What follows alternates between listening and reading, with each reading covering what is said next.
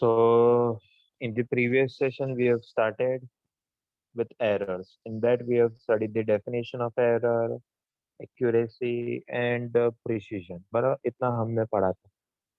Now, today we're going to understand how many types of errors are there. How many types of errors are there? बराबर. चलिए. तो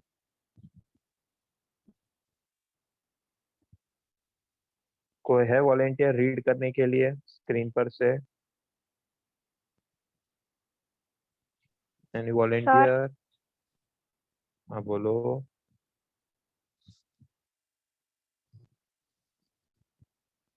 किसने याद किया मुझे बोलो.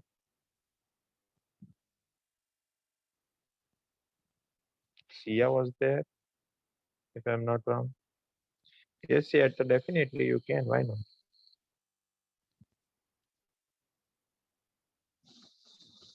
रीड करो. Sir from accuracy.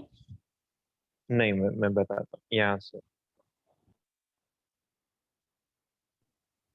Okay sir. The error is in measurement are of two types: systematic error and random error. Systematic error. Systematic errors are those errors that tend to be in one direction, either positive or negative. That is, measured value are always either greater or smaller than true value. Exactly यानी errors जो आप देखते हो तो दो type के होते हैं, सिस्टमेटिक एरर्स और रैंडम एरर्स. सिस्टमेटिक एरर्स अगर आप देखने जाओ तो कोई भी एक ही हो सकता है, या तो वो पॉजिटिव हो सकता है या तो वो नेगेटिव हो सकता है. अगर आपका मेजर्ड वैल्यू, आपका ट्रू वैल्यू मैंने बताया था आपको कल भी, ट्रू वैल्यू यानी विदाउट एनी एरर. अगर आपका ट्रू वैल्यू 20 है बराबर, और आपका मेजर्ड वैल्यू अगर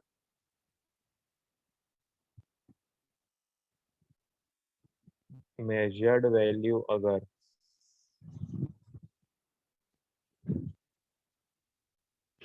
21 आया तो क्या हो गया? ट्रू वैल्यू से आपका वैल्यू ज्यादा हो गया तो पॉजिटिव में 1 यानी ग्रेटर देन 1. और अगर 19 होता तो लेस देन 1 तो -1 हम लिखते हैं ऐसा. या तो वो पॉजिटिव 1 हो सकता है या वो नेगेटिव 1 हो सकता है. दैट मीन्स या तो वो एरर ज्यादा हो सकता है या तो कम हो सकता है. पर और जब आप एरर एरर बताता है तो एरर मतलब क्या, ट्रू वैल्यू और मेजर वैल्यू में डिफरेंस तो होना ही चाहिए, तो ही तो एरर आएगा. तो सिस्टमेटिक एरर सिर्फ और सिर्फ एक ही टाइप के हो सकते हैं, या तो पॉजिटिव या तो नेगेटिव. पॉजिटिव कब होगा? जब आपका मेजर वैल्यू ग्रेटर वैल्यू से ज्यादा होगा. नेगेटिव कब होगा? जब आपका मेजर वैल्यू ट्रू वैल्यू से कम होगा. So that was the first type of error, systematic errors.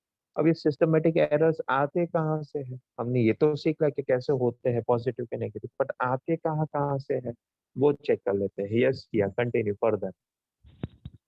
Systematic errors arise due to error in instrument. Example: imperfect design of calibration measuring.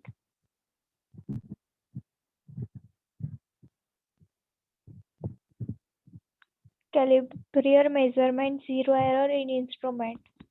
Okay, तो पहला ये है, पहले टाइप का ये एरर है जिसको हम कह सकते हैं systematic arises due to first error in instrument. यानी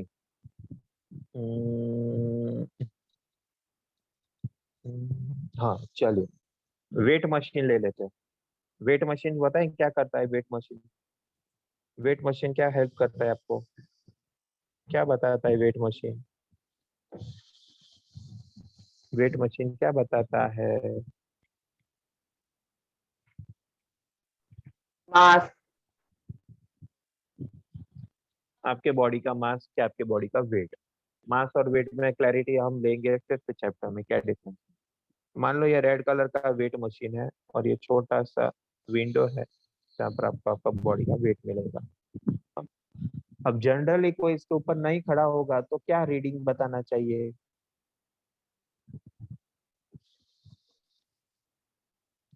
जनरली कोई पर्सन इसके ऊपर नहीं खड़ा होगा तो वेट मशीन में रीडिंग क्या आना चाहिए? आंसर इज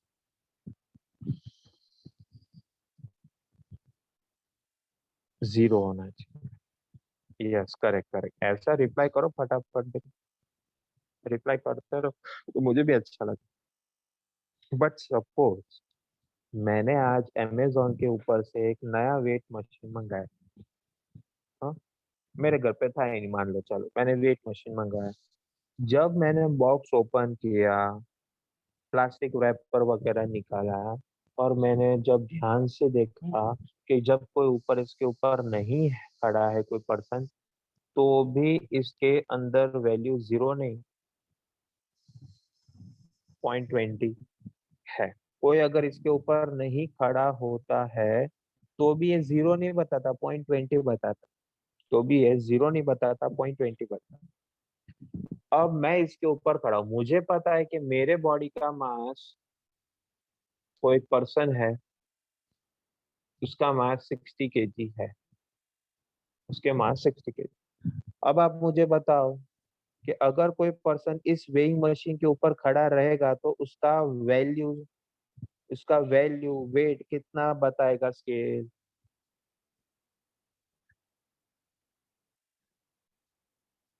रिप्लाई करो चैट बॉक्स में।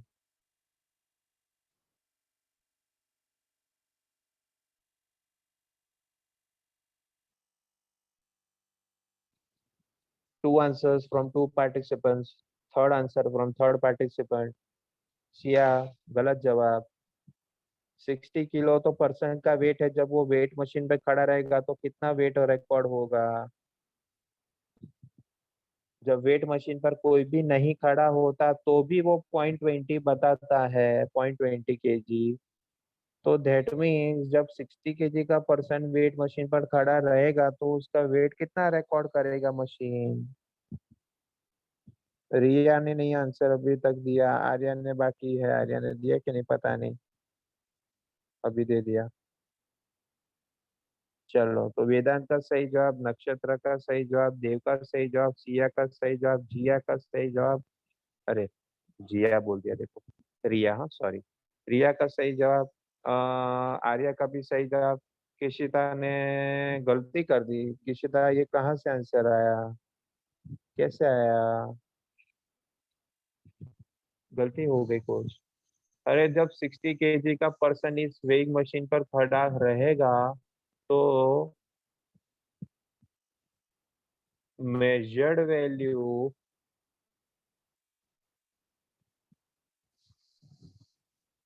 मेजर्ड वैल्यू इसका आ जाएगा 60 plus 0.20, that will be equals to 60.20। तो आप देखो, ट्रू वैल्यू कितना था, 60 kg, लेकिन मेजर वैल्यू कितना मिला, 60.20 kg। तो 0.20 का डिफरेंस आया किसकी वजह से? 0.20 का डिफरेंस आया किसकी वजह से? हाँ, किसकी मिस्टेक से ये एरर आया? किसमें गड़बड़ी थी? तो मशीन में गड़बड़ी थी, डिवाइस में गड़बड़ी थी। इसलिए ऐसे टाइप के एरर्स को इंस्ट्रूमेंटल एरर कहते हैं। इंस्ट्रूमेंटल एरर कहते हैं कि इसका कैलिब्रेशन मतलब इसका मैन्युफैक्चरिंग प्रॉपरली हुआ नहीं था। कैलिब्रेशन प्रॉपर होना है मतलब कोई पर्सन इसके ऊपर ना खड़ा हो तो ये मशीन का वैल्यू 0 ही होना चाहिए, 0 ही होना है चाहिए। यानी इसके डिजाइन में कुछ गड़बड़ी है, हाँ, बराबर है, मैन्युफैक्चरिंग में गड़बड़ी है, कैलिब्रेशन में गड़बड़ी है, तो ऐसे टाइप के एरर्स को कहते हैं इंस्ट्रूमेंट एरर। ऐसे टाइप के एरर्स को कहते हैं इंस्ट्रूमेंट एरर। तो ये इंस्ट्रूमेंट के वजह से भी एरर्स आ सकते हैं। क्या ये फर्स्ट पॉइंट आप सबको क्लियर हुआ कि नहीं, कंफर्म? ये एग्जांपल अभी मैंने जो दिया पर्सक का, उससे आपको पता चला कि नहीं, कंफर्म करो।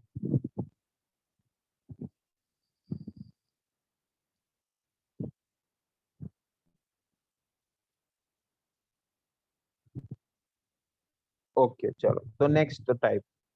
अब नेक्स्ट कैसे में एरर आ सकता है वो देखते हैं। यस या next point. Imperfection is experimental technique. Imperfection is the experimental technique or procedure. Example, wrong wrong use use of instrument. Wrong Wrong use use of of instrument, external factors like temperature, humidity, wind velocity, etc., etc., etc., etc. भाई अब समझो। अब बात आती है error किससे आएगा, तो टेक्निक से एरर आ सकता है। ठीक है, अब देखो,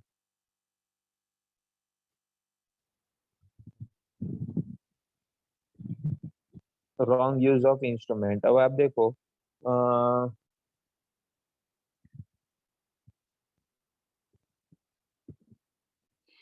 पता है आपने शायद से देखा होगा कि नहीं, आई डोंट नो। हाँ अभी रिसेंटली, चलो नहीं रिसेंटली, ये आपने नाम तो सुना होगा, ऑक्सीमीटर। सुना है सबने? ऑक्सीमीटर ऑक्सीजन लेवल मेजर करने के लिए एक छोटा सा इंस्ट्रूमेंट आता है, जो आपके 4 फिंगर्स पे, फर्स्ट फिंगर्स पे रखा जाता है। पता है ना, सबने देखा है ना? ऑक्सीमीटर आपके बॉडी का ऑक्सीजन लेवल वो पता करता है। देखा है क्या सबने ऑक्सीमीटर? यस हाँ और नो? सर। Yes sir.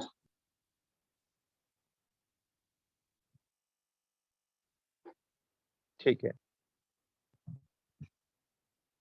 तो क्या अब मेरे बॉडी का ऑक्सीजन लेवल मेजर करने के लिए, मेरे बॉडी का लेवल ऑक्सीजन लेवल मेजर करने के लिए ऑक्सीमीटर की जगह पर मैं शुगर मीटर ले लेता हूँ कि जो शुगर लेवल मेजर कर सकता है, तो क्या वो शुगर लेवल मेजरिंग इंस्ट्रूमेंट में ऑक्सीजन लेवल पता चल जाएगा? यस और नो? मुझे मेजर करना है मेरे बॉडी का ऑक्सीजन लेवल कितना है, और मैंने करा है शुगर टेस्ट।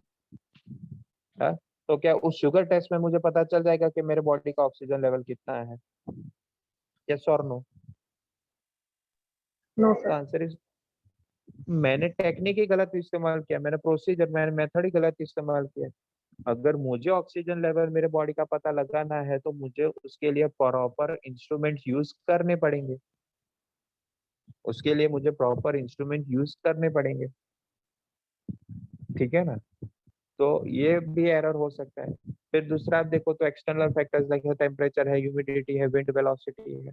ठीक है, अब आप देखो तो टेम्परेचर मुझे मेजर करना है कि मेरे बॉडी का टेम्परेचर कितना है, तो मैं क्या करूंगा? थर्मोमीटर लूंगा। बट थर्मोमीटर को मैंने रखा था, ये मान लो डीप फ्रीजर में, तो उसका टेम्परेचर कम हो जाएगा। इनिशियल टेम्परेचर कम होगा जब मैं उसको माउथ में रखूंगा, बराबर, टंग के बीच में अगर मैं उसे रखूंगा, तो मेरे बॉडी का वो टेम्परेचर मेजर करेगा। लेकिन ऐसा हाइपोथेटिकली ऐसा आप सिचुएशन ले लो कि surrounding temperature, environment temperature 50 degree, अरे 50 तो बहुत जाएगा, मान लो 45 डिग्री सेल्सियस, बहुत गर्मी है, बहुत गर्मी।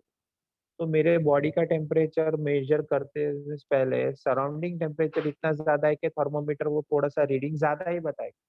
यानी मुझे टेंशन आ जाए, अरे बाप रे मेरा तो बॉडी टेम्परेचर ज्यादा है, मतलब मेरे को बुखार आ गया, कहीं कोरोना के सिम्टम्स तो नहीं है, मुझे ऐसा सब सोचना पड़ेगा। तो ये मेरे बॉडी में कुछ गड़बड़ी नहीं था, लेकिन बाहर का एनवायरमेंटल टेम्परेचर ही इतना ज्यादा था कि थर्मोमीटर में थोड़ा सा वैल्यू उसने ज्यादा बता दिया मुझे, और मुझे टेंशन आ गया, मेरा ब्लड प्रेशर बढ़ गया, हाय ला मेरे को टेंशन आ गया, मेरे का ये बुखार बुखार आ गया, कुछ गड़बड़ तो नहीं होगी ना, सब सब।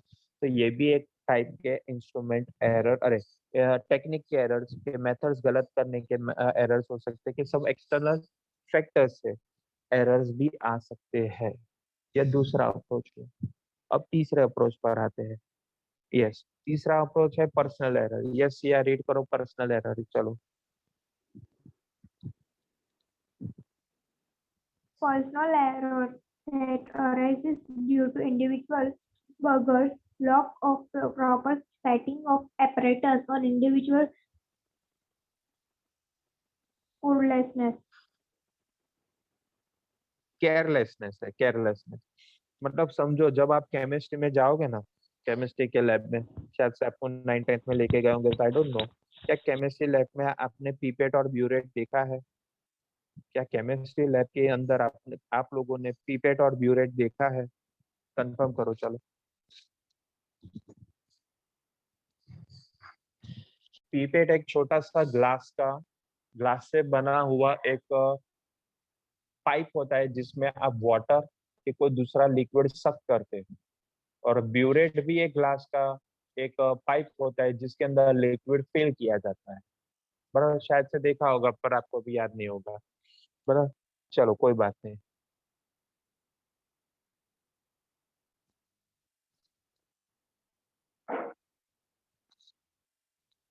पर्सनल एरर क्या होता है वो मैं आपको समझा देता हूँ।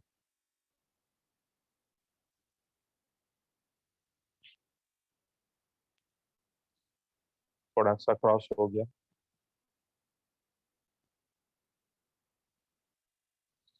देखो, ये पीपेट और ब्यूरेट, पीपेट के ब्यूरेट में से कुछ भी आप ब्यूरेट ब्यूरेट ब्यूरेट ब्यूरेट मतलब क्या होता है कि उसके ऊपर लाइंस होती है, ऐसा रीडिंग्स मेजर करने के लिए वैल्यूज होता है। ठीक है, अब इसके अंदर मैंने लिक्विड डाल दिया है, लिक्विड रख दिया मैंने।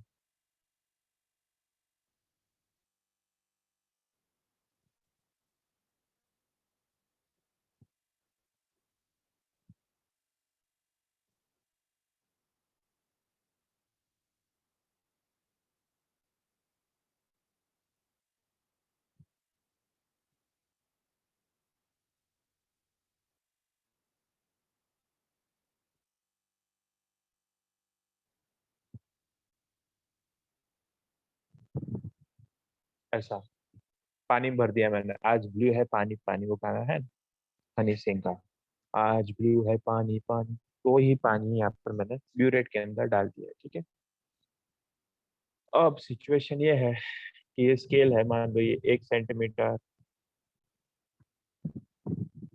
1, 2, 3, 4, 5, 6, 7, 8, 9, 10, 11, 12 सेंटीमीटर ले लेता हूँ। तो आप लोग ही मुझे बताना, मैं इसे इरेज करके फिर से बनाता हूँ।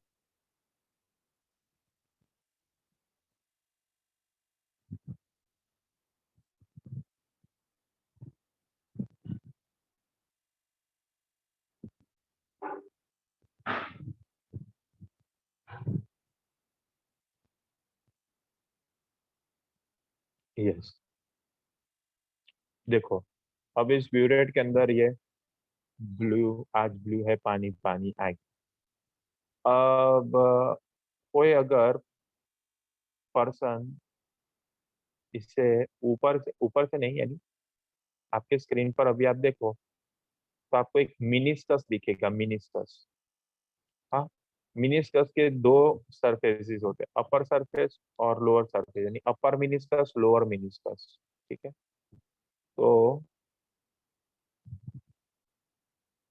ये जो है उसे अपर मिनिस्कस कहते हैं, और यहाँ से अगर कोई दिखेगा तो उसे लोअर मिनिस्कस कहते हैं।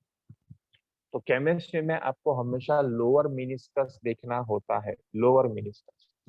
लेकिन मैंने बोला चल भाई नक्षत्र, मुझे बता कि ये ब्यूरेट के अंदर वाटर का लेवल क्या है। तो नक्षत्र का आंसर क्या होगा? नक्षत्र बोलो तो जरा, 1, 2, 3, 4, 5, 6, 7, 8, 9, 10, 11, 12 में से। 8।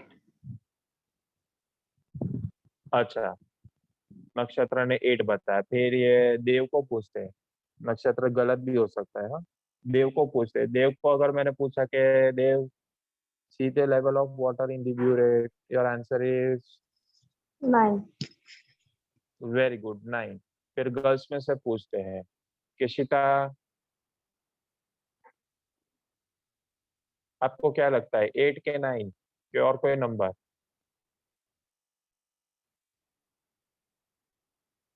अनम्यूट होकर आंसर बताओ। ये इसने चैट बॉक्स में आंसर दिया, 8 बोलती है। ठीक है, 8 सर। 8। ओके, आर्या? 8. ओके, फिर रिया?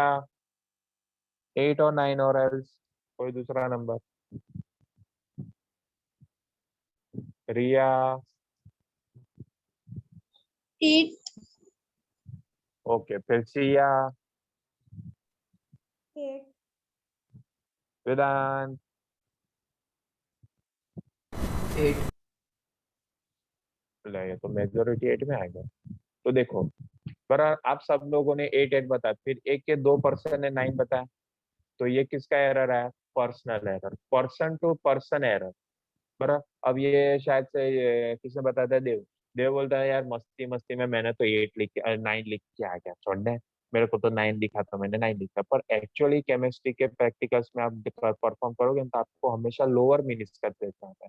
अपर मिनिस्कस आप देखो तो 9 तक टच हो जाता है, लेकिन लोअर मिनिस्कस 8 पे पास होता है, तो आपको हमेशा 8 ही लिखना चाहिए। तो किसी ने अगर 9 लिख दिया तो कितना 1 सेंटीमीटर का वेरिएशन आया ना, तो ये 1 सेंटीमीटर का वेरिएशन यानी 1 सेंटीमीटर का एरर किसकी वजह से आया? आपकी वजह से आया। क्या आपने प्रॉपर रीडिंग नहीं लिया? मैंने तो इंस्ट्रूमेंट अच्छे क्वालिटी के इंस्ट्रूमेंट दिए, वाटर भी क्लीन वाटर मैंने आपको दिया है, टैप वाटर भर के डिस्टिल वाटर दिया है, कुछ प्रॉब्लम नहीं है इंस्ट्रूमेंट में, कुछ टेक्निक में प्रॉब्लम है, लेकिन आप लोगों ने मस्ती मस्ती में रीडिंग्स दी। हाँ, देव बोलता है कि नहीं मैंने तो 9 देखा, फिर रिया बोल गया मेरे को तो 9 नहीं, मेरे को तो 12 दिखा। तो इस तरह से अगर आपके वेरिएशंस आते हैं तो आपके खुद की वजह से आते हैं, इसलिए इसको पर्सनल एरर्स कहा जाता है। इसलिए इसको पर्सनल एरर्स कहा जाता है। तो इस तरह से मैंने आपको ये समझा कि सिस्टमेटिक एरर्स या तो पॉजिटिव या तो नेगेटिव हो सकते हैं। किसकी वजह से सिस्टमेटिक एरर्स आ सकते हैं? तो number 1 due to instrument error, number 2 technique error, and number 3 personal error. All of you, please confirm in the chat box whether you understood these systematic errors and how systematic error arises. Please confirm in the chat box. सबके reply मिलने चाहिए मुझे। Systematic errors क्या होते हैं, किससे systematic errors बनते हैं कि अराइज होते हैं, ये आप सबको समझ में आया कि नहीं? सबका कंफर्मेशन मैसेज मिलना चाहिए। केशिता का बाकी है रिप्लाई मुझे अब से, आई थिंक सो।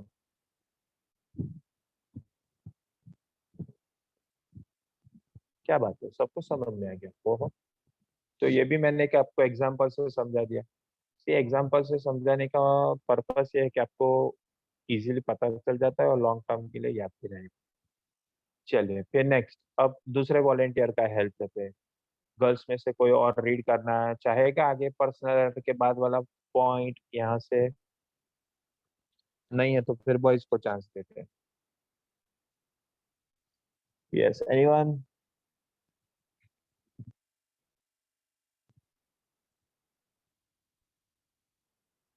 शर्माते बहुत हो यार आप तो।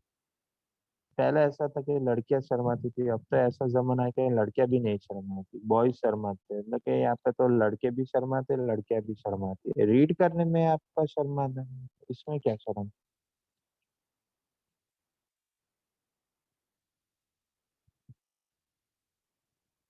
चपरे लोग इन्हें। चलो किशिता रीड करो।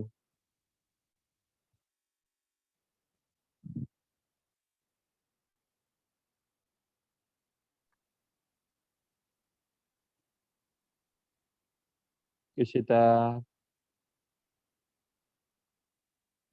Yes, sir. मैंने ब्लू कलर से राइट किया है वो पैराग्राफ रीड करो।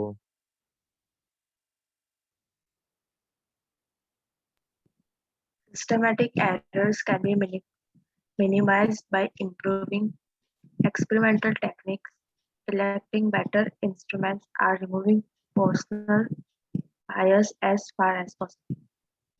तो मुझे सिस्टमेटिक एरर्स रिड्यूस करने हैं। जितना हो सके उतना मेरा मेजर्ड वैल्यू ट्रू वैल्यू के नजदीक होना चाहिए, मतलब एरर कम होना चाहिए। तो सिस्टमेटिक एरर कब कम होगा? जब मैं अच्छे से अच्छे क्वालिटी के इंस्ट्रूमेंट्स लूंगा, तो नंबर 1। दूसरा, प्रॉपर मेथड में यूज करूंगा, यानी जो इंस्ट्रूमेंट्स में जो मेजरमेंट मुझे लेना उसके लिए प्रॉपर डिवाइसेस, उसके लिए प्रॉपर इंस्ट्रूमेंट और मटेरियल में उसको रखूंगा, मैं वो परचेज करूंगा। तो प्रॉपर टेक्निक्स होने चाहिए, प्रॉपर इंस्ट्रूमेंट्स होने चाहिए, और जस्ट जितना हो सके उतना पर्सनल एरर रिड्यूस करना पड़ेगा। तो ये मेथड्स होते हैं कि how to reduce systematic errors. How to reduce systematic errors?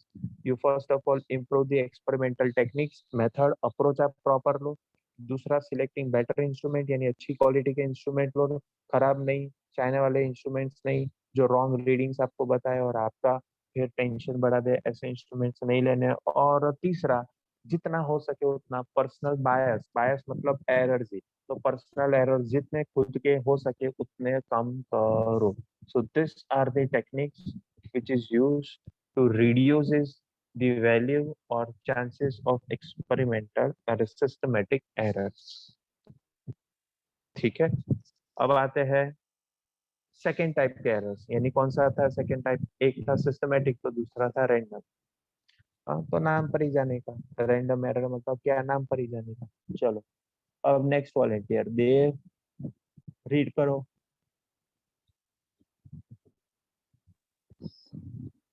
Random errors. हाँ, random error. Random errors are those errors which occur regularly, irregularly, and hence are random with respectable sign and क्या size. size.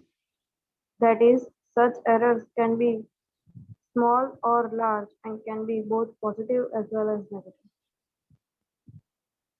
दूसरा भी read कर दे paragraph उसके नीचे वाला। Such errors arise due to random and unpredictable fluctuations in experimental conditions. Examples: temperature, voltage supply, mechanical vibration. Exactly. हाँ, अब random error यानी नाम पर ही जाना है, रैंडमली आ जाते हैं, कहीं से प्रकट हो जाते हैं, चाहते तो नहीं हम आए पर वो आ ही जाते हैं। जैसे कि मान लो आप लोग मुझे घर पर बुलाने नहीं चाहते पर मुझे पता चल गया, मैंने फॉर्म फिलअप करा तो उसमें से मुझे एड्रेस मिल गया, मैं कहीं से निकल रहा था, मुझे पता चला हाँ अरे यार यहाँ पर नजदीक में तो कोई रहता है मेरे यहाँ से, तो मैं उसके घर पे चला गया, आपने बुलाया नहीं पर मैं तो आ गया। ऐसा नहीं चाहिए फिर भी कहीं से आ जाते हैं, इसे कहते हैं रैंडम एरर। कोई घर पर बुलाना नहीं चाहते लेकिन वो गेस्ट आ जाते हैं तो उसको बोलते हैं रैंडम गेस्ट, बराबर। तो ऐसे ही रैंडम एरर्स होते हैं जिसकी जरूरत नहीं है लेकिन फिर भी वो कहीं ना कहीं से आ जाते हैं। तो डेफिनेशन क्या है कि random error are those errors which occurs irregularly, यानी होता नहीं है, कहीं से भी कभी भी आ जाता है, and hence random with respect to size and sign, यानी साइन में देखो तो पॉजिटिव एरर भी हो सकता है, नेगेटिव एरर भी हो सकता है, साइज यानी छोटा एरर भी हो सकता है, बड़ा एरर भी हो सकता है। छोटा बड़ा यानी साइज वेरिएशन कम भी हो सकता है, ज्यादा भी वेरिएशन हो सकता है। ज्यादा वेरिएशन वाला होगा रीडिंग्स में, मान लो मैंने मेजर्ड वैल्यू मेरे पास था 10 सेंटीमीटर और अरे सॉरी, ट्रू वैल्यू था 10 सेंटीमीटर और मेजर्ड वैल्यू आया 85 सेंटीमीटर। अब 85 और 10 सेंटीमीटर में डिफरेंस बहुत ज्यादा है, 75 सेंटीमीटर का डिफरेंस, तो तब आप इसे ग्रेटर इन साइज का एरर आप कह सकते हो, वेरी लार्ज इन साइज। ठीक है, और फिर 10 सेंटीमीटर ट्रू वैल्यू और 10.2 सेंटीमीटर मेरा मेजर वैल्यू है, तो 0.2 का डिफरेंस, तो ये बहुत ही छोटा वैल्यू है, तो इसका साइज बहुत ही कंपेरेटिवली कम है। Such errors can be small and large, can be both positive and negative, छोटे भी हो सकते हैं, बड़े भी हो सकते हैं, पॉजिटिव भी, नेगेटिव भी हो सकते हैं। ठीक है, such error arises due to random and unpredicted fluctuation in the experimental condition, यानी एक्सपेरिमेंट जब हम परफॉर्म करते हैं तो कहीं से भी कुछ भी कोई भी एरर्स अगर आ जाते हैं तो उसे रैंडम एरर कह सकते हैं। जैसे कि टेम्परेचर है, वोल्टेज सप्लाई, मैकेनिकल वाइब्रेशन। अब सिंपल मैं समझा दूं, चलो आपके घर पे, आप लोग सब घर पे अभी बैठे हो, बराबर, इलेक्ट्रिसिटी चालू है, बाई चांस आपके घर में मेन सप्लाई में वो एमसीबी नहीं होगा, हाँ, कि फ्यूज वायर नहीं होगा, एमसीबी क्या होगा, या तो फ्यूज वायर, जनरली अब फ्यूज वायर यूज नहीं होते, उसकी जगह पर एमसीबी रिप्लेस कर लिया है। तो क्या होता है पता है, सपोज सडनली अगर आपके घर में से अगर हाई वोल्टेज पास होता है तो वो एमसीबी ट्रिप हो जाती है, यानी नीचे गिर जाती है, तो आपके सारे घर के इंस्ट्रूमेंट सेफ हो जाते हैं। तो ये प्रिकॉशन आपने पहले से ले रखे, लेकिन कोई बोलता है ऐसा कुछ नहीं आता, हाई वोल्टेज बाय वोल्टेज सब मनगढ़ंत बातें हैं, ऐसा होता ही नहीं, तो उसने नहीं डलवाया, और बाई चांस जीबी से भूल से आपके जोन में ज्यादा सप्लाई चला गया, करंट का हाई वोल्टेज चला गया, तो क्या होगा, उसने घर पर एमसीबी नहीं लगाया था, ना तो फ्यूज लगाया था, तो सारा जो हाई वोल्टेज है वो सारे इंस्ट्रूमेंट्स में चले गया। अब कोई इंस्ट्रूमेंट का वोल्टेज कैपेसिटी कम होगा और उसमें से ज्यादा वोल्टेज जब जाएगा तो फट जाएगा, शॉर्ट सर्किट हो जाएगा, ब्लास्ट हो जाएगा। ठीक है, तो ये वोल्टेज सप्लाई की वजह से वोल्टेज में इरेगुलरिटी था, हाई वोल्टेज आ गया और आपने प्रिकॉशन नहीं लिया था, इसलिए ये सब डैमेजेस हुआ। तो ये होते हैं रैंडम एरर्स, ये होते हैं रैंडम एरर। तो प्लीज कंफर्म करो क्या आप लोगों को how many types of errors and how systematic and random error arises, क्या ये सब कुछ समझ में आया कि नहीं, कंफर्म करो। Yes,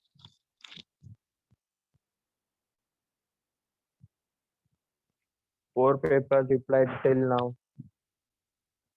Why only 4 people?